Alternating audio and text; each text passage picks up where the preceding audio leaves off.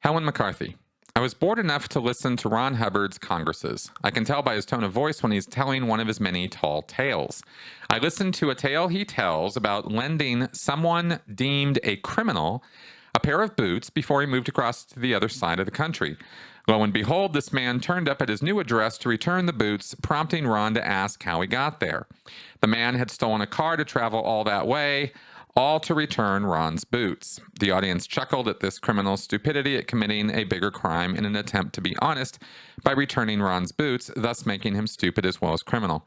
It was such an obviously tall tale and had me thinking, do Scientologists actually believe these tales, or do you think deep down he is lying? Just like the OT3 story, it's so obvious, not just even by the silly stories, it's a giveaway by his tone of voice also. Okay, Helen, well, I don't know. I'm rubbed a little bit the wrong way by this, I can just tell by his tone of voice that he's lying thing, because I don't necessarily think that's a very reliable way of telling whether somebody is consistently lying or not, unless you know them very, very, very well. But of course, you listen to enough of Hubbard and you certainly do learn an awful lot about him and his personality and his take on things. And of course, you're absolutely right that you can tell when he goes off onto his tangents and his tones do change, and fair enough, So I just always kind of, I can always tell by the tone of his voice. I'm always like, can you really? But my skepticism aside, okay, I will say this, okay.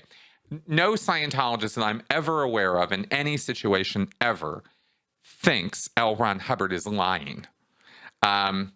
L. Ron Hubbard will tell, however, telling allegories, telling metaphors, giving metaphors, perhaps exaggerating stories for effect is how we would think about it as Scientologists, okay? So it's not like we didn't get that sometimes he was bending the truth a little bit, but we never, ever, ever thought about it as, oh, he's lying now.